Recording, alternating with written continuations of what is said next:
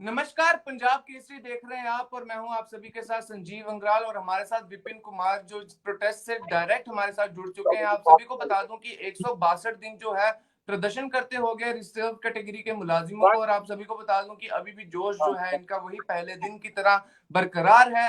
गर्मियों से सर्दियां आ चुकी हैं लेकिन सरकार जो है अभी भी जो है नहीं जगी है, और इनके हवाले से जो है इनकी मदद करने के लिए कोई भी जो है ट्रांसफर पॉलिसी सामने नहीं लाई गई है, और उल्टा जो सैलरी इनको मिलनी थी वो तक नहीं अभी दी गई है। सैलरी रिलीज करने की डिमांड जो है वो भी करी एम्प्लॉयज के द्वारा उठाई गई है। और आप सभी को बता दूं कि परसों जो है बड़े कार्यालय में रोहित कंसल जी के कार्यालय में इनकी मीटिंग भी हुई थी। और सबसे पहला सवाल मेरा विपिन जी से यही रहने वाला है कि सर जो आपकी मीटिंग हुई थी विपिन जी, क्या वो कहीं ना कहीं गुड मतलब उसका फल आपको मिल रहा है, कहीं ना कहीं साबित हो रही है, या फिर आपको क्या लग रहा है कि वो मीटिंग सक्सेसफुल रही या अनसक्सेसफुल रही?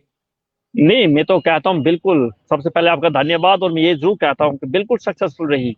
देखिए, कम से कम किसी भी समस्या का समाधान जो होगा वो टेबल पे बैठकर ही होगा जी। अगर इनिशिएटिव लिया है गवर्नमेंट की तरफ से तो हम उसका स्वागत करते हैं। और बिल्कुल जो मीटिंग हुई है उसके बाद हमने ये फैसला लिया, वहां पर जो बातचीत उसके बाद ये तय किया हमने कि आने वाले समय में जल्द से जल्द पूरी कमेटी जो है एक बैठेगी, और हमारे जो यहाँ प्रदर्शन करने वाले जो लोग हैं इनकी तरफ से भी एक पूरी तरीके से जो है बात होगी, और कम से कम स्टेक होल्डर्स को बुलाया जाएगा और स्टेक होल्डर्स की बात सुनी जाएगी। कमेटी का जो निर्णय होगा वो निर्णय लेने से पहले स्टेक होल्डर्स की बात को सुना जाना चाहिए। ये हमारी मांग थी और उस मांग को उन्होंने माना है। तो मैं जरूर कहता हूँ कि जो कमेटी के साथ हमारी जो वहां पे जो चेयरमैन है कमेटी के, उनके साथ जब बात हुई तो उन्होंने इस बात को माना कि स्टेक होल्डर से बात होनी चाहिए। उस बात को उन्होंने एश्योर किया है और उस बात को हम वेलकम करते हैं। कम से कम देर से ही सही शुरुआत तो हुई है। जी। विपिन जी आपसे जानना चाहूंगा क्योंकि कुछ जो पॉलिटिकल लीडर्स थे वो गए भी थे ग्राउंड जीरो की कंडीशन देखने, ग्राउंड जीरो की रियलिटी देखने, और देखने के बाद विपिन जी आपसे जानना चाहूंगा कि ये देरी किस लिए हो रही है, ये देरी कहाँ हो रही है? कमेटी भी गठन हो चुकी है और कमेटी मेरे ख्याल से बार बार गठित करने जो है वो सोल्यूशन उसका नहीं निकल सकता कमेटी बार बार, जबकि आप मुलाजिमों के साथ बैठ के चीज का हल नहीं निकाल लेते। देखिए, जो कमेटी 25 जुलाई को कॉन्स्टिट्यूट की गई थी जिसमें चेयरमैन प्रिंसिपल सेक्रेटरी जीएटी थे, बाद में उनका ट्रांसफर हुआ और ट्रांसफर होने के बाद इस कमेटी को रिकॉन्स्टिट्यूट किया गया। ये मजबूरी बन गई उस वक्त के रिकॉन्स्टिट्यूट किया जाए। उसके बाद कम से कम हम लोगों ने ये निर्णय लिया था कि अगर कमेटी को अब रिकॉन्स्टिट्यूट किया गया है तो अब रिकॉन्स्टिट्यूट होने के बाद ये कमेटी जो है दोबारा से इस प्रोसेस को इनिशिएट करे। और हमने इस बात को माना पहले भी कि कम से कम अगर कमेटी को रिकॉन्स्टिट्यूट किया गया तो अब देर नहीं लगनी चाहिए। 162 दिन हो चुके हैं। 162 दिन के बाद इतना समय लगना नहीं चाहिए। तो मैं पहली बात बताता हूँ, अब कितना समय लेगी सब प्रशासन को, कितना समय लगना है। ये धरना उसी स्थिति में समाप्त किया जाएगा जब ट्रांसफर पॉलिसी की नोटिफिकेशन आएगी। ये हमारी तरफ से साफ बात है। दूसरी बात, मैं जरूर कहता हूँ कम से कम जो लोग हेल्म ऑफ अफेयर्स में इस वक्त बैठे हैं उनको ये देखना चाहिए, ये कर्मचारी जिस बात की डिमांड कर रहे हैं, ये बात कोई डीए की लड़ाई नहीं है, एचआरए की लड़ाई नहीं है, रिजर्वेशन प्रमोशन की लड़ाई है, ये जीवन और मृत्यु का प्रश्न है। इसमें इतना समय नहीं लगना चाहिए। तो हमने ये जरूर माना है कि कम से कम जो इनिशिएट इस बात किया है कमेटी ने, जब दोबारा से रिकॉन्स्टिट्यूट की गई है, तो अब मुझे जरूर लगता है कहीं ना कहीं आने वाले दिनों में ये आने वाले दिन जो है इन कर्मचारियों के लिए अच्छे दिन साबित हो, इस बात की मैं कामना और विश्वास रखता हूँ। जी। विपिन जी आपसे जानना चाहूंगा, क्या आपने मीटिंग में बायोमेट्रिक का मुद्दा भी उठाया था? बिल्कुल, हमने सैलरीज की बात भी उठाई है, हमने बायोमेट्रिक की बात भी उठाई है, और उन्होंने जो कहा कि बिल्कुल एक रिटन किन किन विभिन्न मुद्दों को जो है आपने मीटिंग में उठाया और आश्वासन किन किन मुद्दों को जो है वो आपको मिला? देखिए, हमारा मुख्य मांग हमारी यही है जी कि कम से कम ट्रांसफर पॉलिसी के लिए सरकार सीरियसली काम करे और ट्रांसफर पॉलिसी की नोटिफिकेशन निकाले। पहली बात। दूसरी बात, हमारी सैलरी का इशू है, उसको भी उठाया हमने। बायोमेट्रिक अटेंडेंस की भी हमने बात की है। तो वो तमाम मुद्दे जो इस वक्त हमारे लिए जेन्युइन और जस्टिफाइड है, जिनके लिए हम धरना दे रहे हैं, उन तमाम मुद्दों को हमने उठाया है। और ये मुद्दे जो हैं, इनको हम उठाते रहेंगे जब तक कोई ना कोई समाधान निकलकर सामने नहीं आएगा। जी विपिन जी, कल जो है गुलाम नबी आजाद का एक उनका स्टेटमेंट सामने आया था कि अगर हम सत्ता में आते हैं, अगर हमें जो है वोट दिए जाते हैं और हम पावर में आते हैं, तो हम जो है अडॉक एम्प्लॉयज, जितने भी एम्प्लॉयज हैं, उनको जो है पक्का करेंगे, उनको परमानेंट करेंगे। क्या आपको भी ऐसे सियासी जमातों से कुछ उम्मीदें हैं कि उन्होंने पहले आने की कोशिश करी? देखिए, मैं सबसे पहले एक बात कहता हूँ, जितने भी कर्मचारी हैं, इन कर्मचारियों के लिए सबसे बड़ी, मैं आपको दिखाना चाहता हूँ। इस वक्त बारिश चूंकि शुरू हो गई है, सबसे पहले मैं आपको बता देता हूँ जी हमने 45 डिग्री टेम्परेचर को देखा यहाँ पर। अब बारिश हो रही है, आज भी आप देख रहे हैं धरना चल रहा है। जहां तक रही बात राजनीतिक दलों की या किसी सियासी लीडर्स की, वो क्या कहते हैं, देखिए, उनका कहना क्या है, उनका क्या नहीं कहना है, वो अपनी जगह पर है। मैं इतना ही कहता हूँ, किसी भी किस्म का, जो मैं कहता हूँ ना, लॉलीपॉप, आज आप देखते हैं लॉलीपॉप से तो छोटा बच्चा भी मानने को तैयार नहीं होता है।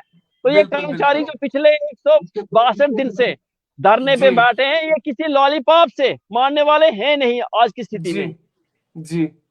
ट्रांसफर पॉलिसी हमारा फंडामेंटल राइट है और ट्रांसफर पॉलिसी से कम हम कुछ नहीं लेंगे और ट्रांसफर पॉलिसी से ज्यादा भी हमें कुछ नहीं चाहिए।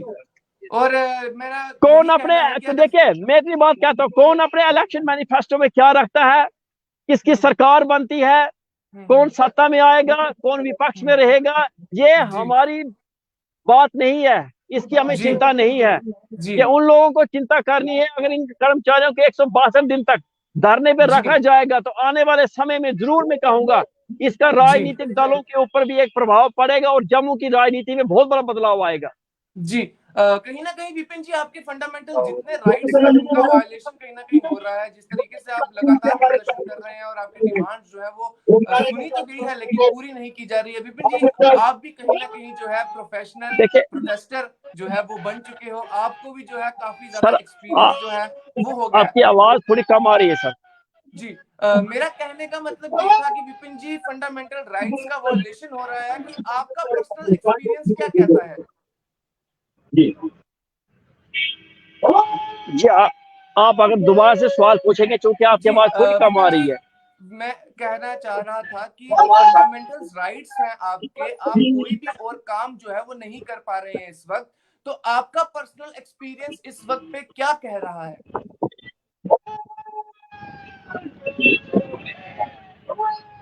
देखिए, मैं तो इतना ही कहता हूँ, ट्रांसफर पॉलिसी जो है किसी भी रिक्रूटमेंट हिस्सा का एक फंडामेंटल हिस्सा होना चाहिए। मैं सीधी बात बताता हूँ। बहुत सारे राजनीतिक दल, वो राजनीतिक दल जो ये कहते हैं कि आपकी बात जेन्युइन और जस्टिफाइड है, उन्होंने हमारी आवाज में अपनी आवाज मलाई है, कमेटीज भी कॉन्स्टिट्यूट की है, हम उस बात का स्वागत करते हैं। लेकिन मैंने पहले दिन कहा था, कमेटी बनाने से समस्या का समाधान नहीं होगा, वो एक रास्ता निकाल सकती है। समस्या का समाधान तब होगा जब कमेटी एक्टिवली काम करेगी। मैं आपको एक बात साफ बताता हूँ, ये कोई 3,500 कर्मचारियों को ना देखा जाए। इन 3,500 कर्मचारियों के साथ इनके परिवार, इनका एक सोशल नेटवर्क, एक समाज का पूरा एक वर्ग में कहूंगा ये जुड़े हुए हैं। अगर कोई राजनीतिक दल ये सोचता है खास तौर पर कि आप इन 3,500 कर्मचारियों को देख रहे हैं, ऐसी बात बिल्कुल नहीं है। मैं साफ कह देता हूँ, 3,500 कर्मचारियों को मत देखिए, इनके पास पीछे जो समाज और जो एक वर्ग खड़ा है उनको देखिए। ये एक समाज, एक वर्ग की पीड़ा है। हम 15 साल तक हमने कश्मीर में काम किया। और मैं एक बात साफ कह देता हूँ, एक आपके माध्यम से, बहुत सारे लोगों को ये लगता है जी, ये कहते हैं कि सरकार ने आपको वहां भेजा। देखिए, सरकार ने वहां नहीं हमें भेजा। ये पहले बात, जम्मू कश्मीर में इंटर डिस्ट्रिक्ट रिक्रूटमेंट पॉलिसी है। एक जी एक कैंडिडेट, देखिए बेरोजगारी है, अनएम्प्लॉयमेंट है, एक कैंडिडेट एक डिस्ट्रिक्ट में रहते हुए दूसरे डिस्ट्रिक्ट में अप्लाई करता है, वो वही अप्लाई करेगा जहां उसको लगेगा, जहां पे वो मेरिट में आ सकता है, जहां उसके लिए ये अपॉर्चुनिटी अप्लाई एम्प्लॉयमेंट की बन सकती है। ये भेजने का प्रश्न जी नहीं है। देखिए अगर ये प्रश्न किया जाएगा आपको वहां भेजा गया, ये भेजने का प्रश्न नहीं है। ये एम्प्लॉयमेंट पॉलिसी है जम्मू कश्मीर में कि कोई भी डिस्ट्रिक्ट का रहने वाला कहीं अप्लाई करता है। तो अगर ऐसी पॉलिसी है एम्प्लॉयमेंट की तो कम से कम ट्रांसफर पॉलिसी होनी चाहिए, बेसिक सी बात है। देखिए बहुत जी सारे बदलाव आते हैं, मैं कुछ सीधे बात बताता हूँ। जम्मू कश्मीर में 2000 से बाद की आप स्थिति में देखेंगे, अब आप बहुत सारी रिक्रूटमेंट पॉलिसी में चेंजेस आई हैं, हम भी उसी जी चेंज की बात कर रहे हैं। आप इंटर डिस्ट्रिक्ट पॉलिसी रखिए, अच्छा है। जी एक डिस्ट्रिक्ट का रहने वाला दूसरे डिस्ट्रिक्ट में जाता है, अप्लाई करता है, कल्चरल ट्रांजेक्शन होती है, कल्चरल एक्सचेंज होती है, लोग एक दूसरे को समझ सकते हैं। मैं तो यहां तक जी कहता हूँ होलिस्टिक भी लीजिए ना। हमने 15 साल लगाए हैं, डिग्निटी के साथ काम किया, लेकिन आज हम जिस ट्रांसफर पॉलिसी की बात करें, ये वक्त की जरूरत है। आज वक्त के साथ बहुत कुछ बदला है। एक स्टेट जी तो यूटी में बदलते हुए देखा है। 370 और 35A जैसे कानून जिन्होंने जम्मू कश्मीर की तरक्की के रास्ते बंद करके रखे थे, उन रास्तों को खोल दिया है। तो मैं ये चाहता हूं कि कम से कम प्रशासन उस तरक्की के रास्ते में, उस प्रगति की जी राह पर इन कर्मचारियों को भी भागीदार बनाए, और 370 और 35A के बाद जो बदलाव आया है, उस बदलाव के साथ नए जम्मू कश्मीर के साथ इन कर्मचारियों को भी फायदा दे। आखिरी सवाल विपिन जी मेरा आपसे ये है कि जो मीटिंग है, आपको क्या उम्मीदें हैं उस मीटिंग से और आपका रोड मैप क्या रहने वाला है? देखिए सबसे पहले हम तो आशा और उम्मीद करते हैं कि आने वाले समय में जल्द से जल्द कमेटी के साथ हमारी एक फॉर्मल बातचीत होगी। जब फॉर्मल बातचीत होती है तो उसके बाद देखिए, जब आप टेबल पे बैठते हैं तो बहुत सारी चीजों पे चर्चा होती है।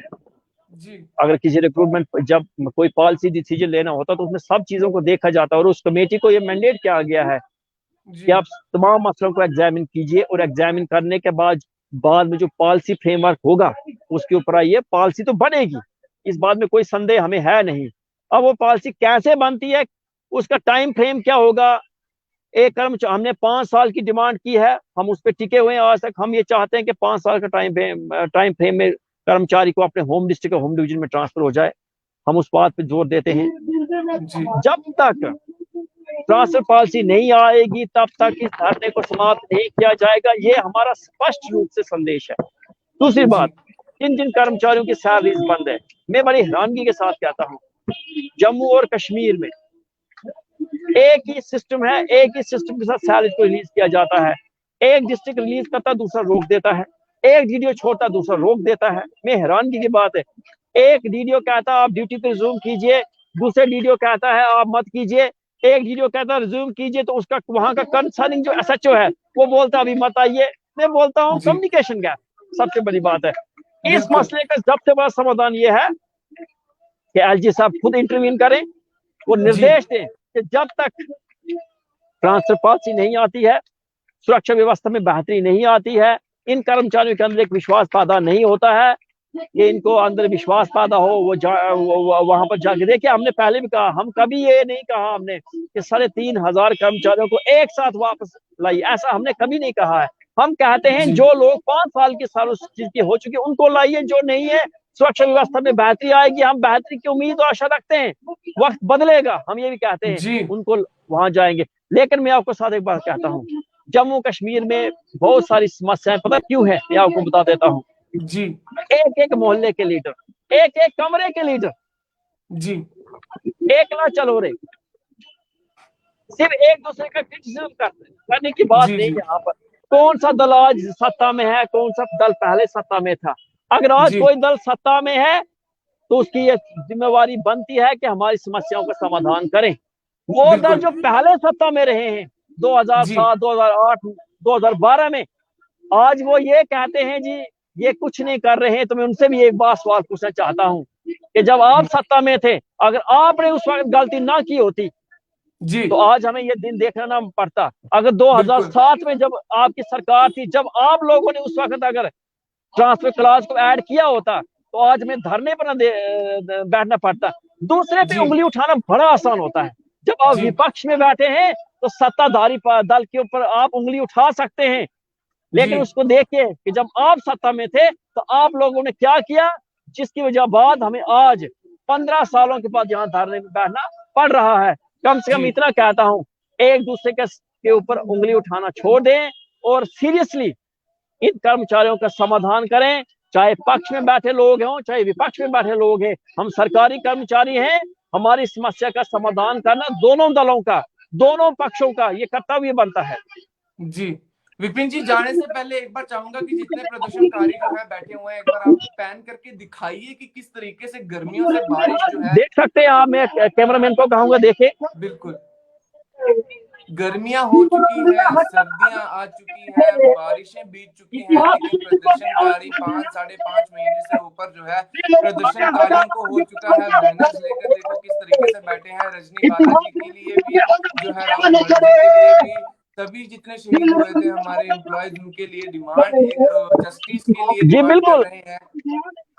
जी आप देख सकते हैं ये जोश जो है ना, वो इसलिए जी क्योंकि जो ये बोल रहे हैं बिल्कुल सच बोल रहे हैं, और बिल्कुल सच्चाई की आवाज जो है कोई नहीं दबा पाएगा। और मैं आशा और उम्मीद करता हूं, सबसे पहले जी एलजी साहब इसको बात को देखेंगे, वो जी उनके संज्ञान में ये बात है, वो मैं आशा उम्मीद करता हूं।